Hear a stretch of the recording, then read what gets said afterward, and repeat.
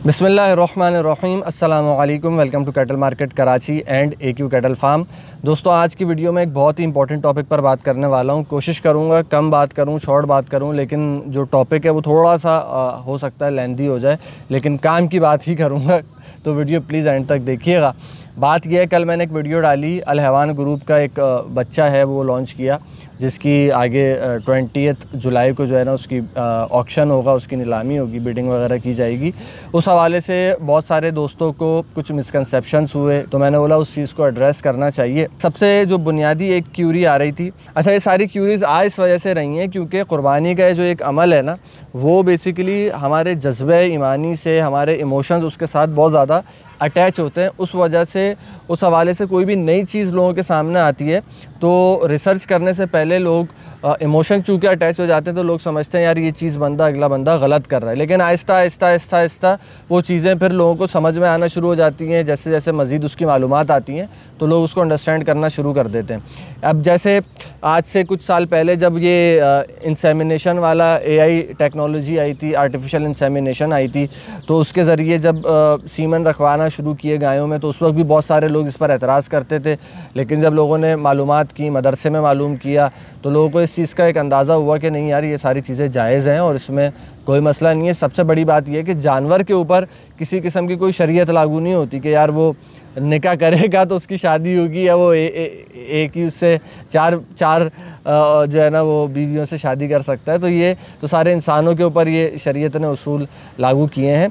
हाँ, बिज़नेस के हवाले से जानवर का जो किया जा रहा है उसमें आपको ये इंसान को ये मलूज़ कार रखना है, मुसलमान को, कि वो कोई ऐसी ट्रेड ना करे जिसके अंदर कोई क्लॉज ऐसा आ जाए जो कि उसको हराम बना दे। तो अब लोगों को यही मिसकंसेप्शन हो रहा था कि यार ये कुर्बानी का जो जानवर है इसकी नीलामी करना, क्या ये हराम है, हलाल है, क्या ये गलत तरीक़ाकार तो नहीं है।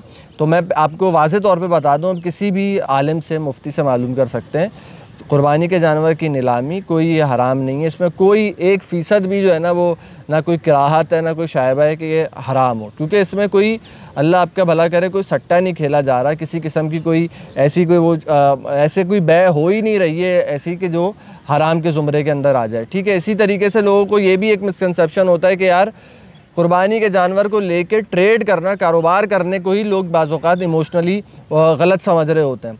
तो कुर्बानी के जानवर क्या नफ़ा कमाना, उसमें ट्रेड करना, ये सारी चीज़ें भी जायज़ हैं और आज से नहीं, अल्लाह पाक के नबी के ज़माने से होती हुई आ रही हैं। कभी भी किसी जानवर में प्रॉफिट रख के बेचना ये कोई हराम नहीं है। हाँ, आप ये ज़रूर कह सकते हैं कि अखलाकियात के दर्जे में कि नाजायज़ प्रॉफिट कमाना, बहुत ज़्यादा ओवर जो है वो प्रॉफिट कमाना, उसको आप किसी ज़ुमरे में कह सकते हैं कि यार ये चीज़ गलत है, पसंदीदा नहीं है, लेकिन वो भी हराम के ज़ुमरे में वो भी नहीं आएगा। एक बंदा अपनी चीज़ पे जितना भी प्रॉफिट रखे वो भी हराम के उसमें नहीं आएगा। अब बात आ जाती है नीलामी से। लोग ये समझे कि जब नीलामी हो रही है जानवर की, बिडिंग की जाएगी, तो ये बहुत ज़्यादा इसकी ओवर प्राइस हो जाएगी या कॉस्टिंग हो जाएगी जानवर की। ऐसा भी नहीं है। लोगों ने कमेंट किए तो करोड़ों में चली जाएगी कुर्बानी, एक एक बच्चा करोड़ों रुपए का बिकेगा, तो ऐसा हरगिज़ नहीं है। 2-3 महीने पहले, बकरीद से पहले भी उन्होंने पहला ऑक्शन किया था और मुझे सारी चीज़ें मालूम है, वो बच्चे की बिडिंग कहाँ से स्टार्ट हुई और कहाँ पे जाकर एंड हुई, कितने का वो सेल हुआ। मैं भी ओपनली इसलिए नहीं बता सकता क्योंकि वो हमारे कराची की एक फार्मर है जिन्होंने परचेज़ किया था और उन्होंने भी आगे सेल करना होगा या जो भी उनका एक पर्पज़ होगा, तो मैं उनकी जो बै है, जो उनकी परचेजिंग अमाउंट है, वो नहीं खोल सकता। लेकिन जो लोगों के जहन में करोड़ों का, कोई कह रहा है 40 लाख का बच्चा, कोई कह रहा है 50 लाख का बच्चा, कोई कह रहा है 1 करोड़ का बच्चा, ये जो एक अमाउंट्स आपके जहन में आ रही हैं, किसी इन अमाउंट्स के करीब भी नहीं बिका वो बच्चा। और जो अगला बच्चा उन्होंने लॉन्च किया है वो भी जो है ना वो एक हैंडसम अमाउंट से स्टार्ट किया जाएगा और फिर देखते हैं आगे कितने तक का वो सेल होता है, आपको पता चल जाएगा। अगर आपको पार्टिसिपेट करना है, उस वीडियो का लिंक मैं डिस्क्रिप्शन में डाल दूंगा, उसमें सारी तफसीलात उन्होंने बताई हैं कि किस तरीके से आप उसमें पार्टिसिपेट कर सकते हैं। अब बात ये आ रही है कि यार ये बच्चे डायरेक्ट भी तो सेल कर सकते हैं, डायरेक्ट क्यों नहीं सेल कर रहे, ये इसकी बिडिंग क्यों करवा रहे हैं और ये इस तरीके से सारा प्रोसीजर ये क्यों कर रहे हैं। तो मैं आपको बताऊं भाई, जिस क्वालिटी के बच्चे वो प्रोड्यूस कर रहे हैं और जो टेक्नोलॉजी वो पाकिस्तान में लेकर आए हैं, बहुत कम लोग पाकिस्तान में इस टेक्नोलॉजी के ऊपर काम कर रहे हैं, जिनमें से एक वो भी हैं, अल हैवान ग्रुप। ठीक है, मैंने पीछे अपने फार्म के जो मेरे सुपर क्वालिटी के अंदर मेरे ब्राह्मण बच्चे हैं वो मैंने पीछे अपने बैकग्राउंड में खड़े किए हैं। एक लाल बादशाह है और एक सुल्तान है। ठीक है, अब ये बच्चे जो हैं बहुत अच्छी क्वालिटी के अंदर हैं, सारे सब कुछ हैं, लेकिन इनकी हमें पेडिग्री नहीं मालूम। हम अपने अंदाज़े से इनके पॉइंट्स देख के, इनके जोड़ देख के, इनका चेहरा, झालर, सारी चीज़ें देख के, स्ट्रक्चर देख के अपने अंदाज़ा लगा सकते हैं कि यार ये इतना % इसमें ब्राह्मण की होगी और ये इस जो है ना वो सीमन का बच्चा होगा। हम एग्जैक्ट बात नहीं कर सकते। जो अल हैवान ग्रुप काम कर रहा है वो काम कर रहा है जो बहुत कम लोग काम कर रहे हैं। वो कर रहे हैं एम्ब्रियो ट्रांसफ़र या एम्ब्रियो ट्रांसप्लांट टेक्नोलॉजी के ऊपर काम कर रहे हैं। उन्होंने अमेरिका से जो प्योर ब्राह्मण बछड़ियाँ हैं, गायें हैं, वो उन्होंने इंपोर्ट करी हैं। जो बच्चा हमने अभी कल लॉन्च किया है उसकी माँ मैजिक, और आगे उसका कोई कोड नंबर भी है, उसकी माँ का नाम है मैजिक। ठीक है, तो मैजिक प्योर ब्राह्मण ब्रीड में मैजिक बछड़ी आ गई है। बछड़ा जो है वो नोबेल, वो भी ब्राह्मण बछड़ा है, अमेरिकन ब्राह्मण बछड़ा। नोबेल का उन्होंने सीमन मैजिक बछड़ी के अंदर रखवाया है। ठीक है, उसके बाद ये मैं आपको थोड़ी सी सही मालूमात दे रहा हूँ। इस टॉपिक पर मैं इन डिटेल जब मैं लाहौर जाऊँगा, उमर भाई से मेरी मुलाकात होगी, तो मैं उनके साथ एक पॉडकास्ट करके एक इन डिटेल सारी आपको इन्फॉर्मेशन दूंगा इस टेक्नोलॉजी की, ये कैसे वर्क करता है।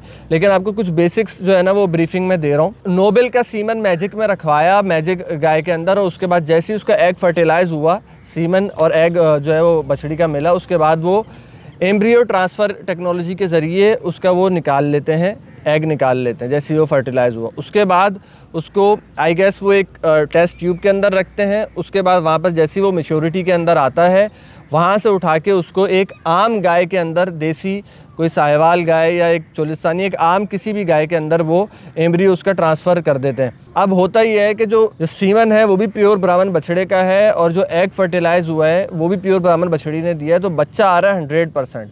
अब 100% ब्राह्मण की क्वालिटी लेने के लिए जो इससे पहले पाकिस्तान में काम होता आया है, अभी तक जो हो रहा है नॉर्मली, वो हो रहा है कि पहले एक ब्राह्मण बुल को एक देसी गाय के अंदर रखवाते हैं, वो बच्ची देती है, अगर फीमेल बच्ची देती है, सही है। उसके बाद अगली कोई ब्राह्मण बच्ची, उस ब्राह्मण बच्ची के अंदर एक और ब्राह्मण बुल का सीमन रखवाते हैं। फिर वो अगर वहाँ से उससे एक ब्राह्मण बच्ची है, फिर उस ब्राह्मण बच्ची के अंदर एक और ब्राह्मण बुल का सीमन रखवाते हैं। इस तरह आहिस्ता आहिस्ता करके जो है ना वो F7 के ऊपर जाके, कोई कहता है F4 पे जाके, कोई कह रहा है F7 पे जाके प्योरिटी आ रही है। यानी कि कम से कम 5-7 साल लग जाते हैं इस प्योर ब्राह्मण के ऊपर पहुंचने में एक नॉर्मल फार्मर को। ठीक है, इस प्योरिटी के अंदर आने में, और इतनी इन्वेस्टमेंट होती है, इतना ख़र्चा होता है। वही चीज़ वो एम्ब्रियो ट्रांसफ़र टेक्नोलॉजी के ज़रिए आपको डायरेक्ट एक ही बछड़ी से, एक ही बछड़े के सीमन से निकाल कर दे रहे हैं, 100% प्योर दे रहे हैं। तो उस चीज़ के ऊपर जो टेक्नोलॉजी है, जो उनकी मेहनत है, जो उनकी इन्वेस्टमेंट है, जो मशीनरी उन्होंने इंपोर्ट की हुई है, जो सारी चीज़ें, जो डॉक्टर्स उनके जो है वो इसके ऊपर वो वर्किंग कर रहे हैं, तो ये सारी चीज़ों के ऊपर जो है ना ज़ाहिरी बात है ख़र्चा होता है, और उस चीज़ के फिर पैसे होते हैं। अगर उस चीज़ की वो डायरेक्ट मार्केट में, ओपन मार्केट में आकर उसको सेल करेंगे तो फिर वो चीज़ की वो वैल्यू ख़त्म हो जाएगी। एक बात ये है। दूसरी बात, अभी तो ये चीज़ हो सकता है बहुत सारे दोस्तों को महंगी लग रही होगी, लेकिन आगे जाकर अगले आइंदा आने वाले सालों में ये चीज़ जो है ना कुर्बानी को, हमारे कुर्बानी के अमल को सस्ता करेगी। कैसे? अभी जो मैंने आपको बताया, एक नॉर्मल तरीक़ाकार एक फार्मर का है कि ब्राह्मण गाय में सीमन रखवाया बुल का, फिर उससे अगर ब्राह्मण बच्ची आई तो फिर दोबारा उसके अंदर ब्राह्मण बुल का सीमन रखवाया, फिर एक बच्ची आई तो फिर उसमें ब्राह्मण, तो इस तरह 10%, 25%, 50%, 75%, फिर आहिस्ता आहिस्ता करते करते 99% तक जो है वो हम पहुंचते हैं, जिसमें हमें 5-7 साल लग जाते हैं। वही चीज़ जब आपको फ़ौरन एक जो है फार्मर फराहम कर रहा है प्रोड्यूस करके, तो वो इससे क्या हो रहा है कि आपके मुल्क में ब्राह्मण जानवरों की, बछड़ों की और बछड़ियों की जो प्रोडक्शन है वो बढ़ रही है, उसकी क्वांटिटी बढ़ रही है। आइंदा आने वाले 4-5 सालों में जब ब्राह्मण एक वाफिर मिकदार में, अच्छी क्वालिटी के ब्राह्मण मौजूद होंगे, तो ऑटोमेटिकली इसकी प्राइस फिर नीचे आएगी।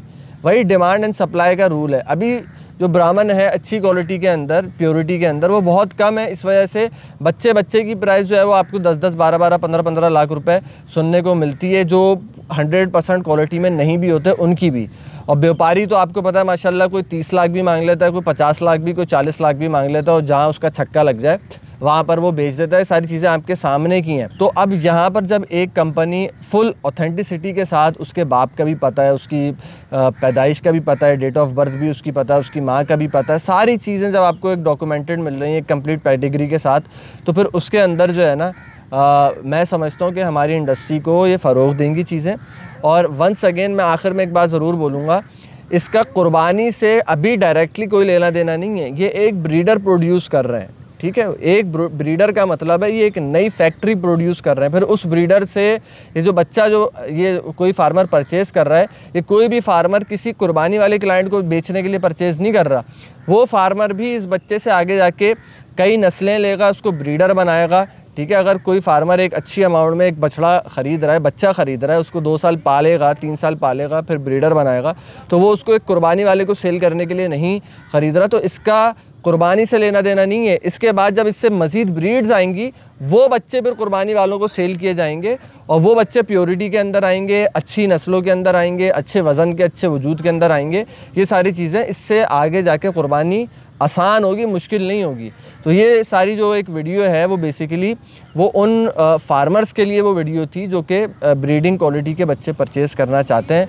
लेकिन हम ज़ाहिरी बात है हर चीज़ को हम जो है ना वो इमोशनली देख रहे होते हैं, तो इसलिए हम जल्दी डिसार्ट हो जाते हैं, हर्ट कर जाती हैं हमें चीज़ें बड़ी जल्दी। तो बहुत लेंदी ये वीडियो हो गई है। मैं दोबारा इस टॉपिक के ऊपर एक मुदल्लल वीडियो भी इंशाल्लाह बनाऊंगा, इन डिटेल बनाऊंगा वीडियो। अभी मैंने बस जल्दी में आप लोगों से 2-4 चीज़ें शेयर कर दी हैं। बाकी अब आगे कुछ क्लिप मैंने देखता हूँ, अगर अभी टाइम मिलता है फार्म का कुछ क्लिप बनाता हूँ, कुछ जानवरों का, वो अटैच कर दूँगा। आज जो है वो कुत्तर अच्छी नहीं आई है, बहुत ही सूखी भी आई है और उसमें जवार होती है, गवार पता नहीं कोई और घास होती है पतली बारीक, वो भी मिली हुई है। तो लेकिन फिर भी जो है ना ये मैं देख रहा हूँ कि डिवॉर्मिंग के बाद ना माशाल्लाह ये चीज़ मैं अभी वाज़े तौर पे नोट कर रहा हूँ कि जानवर जो है ना वो वंडा खाने में इनकी माशाल्लाह स्पीड तेज़ हो गई है। ओवरऑल जितने भी मैं अभी पूरे खाते में चक्कर लगाया है वीडियो अभी ये स्टार्ट करने से पहले, तो माशाल्लाह स्पीड बड़ी तेज़ स्पीड से जो है ना सारे के सारे माशाल्लाह से लगे हुए हैं।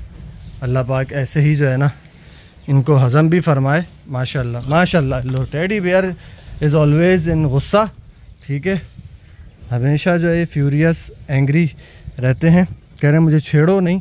वैसे भी मैं नॉर्मली छेड़ता नहीं हूँ, जाता नहीं हूँ वनडे के टाइम पे इनके खाते में, इनको ज़्यादा तंग नहीं करता। किसी को नोट करना हो तो हम जाते हैं।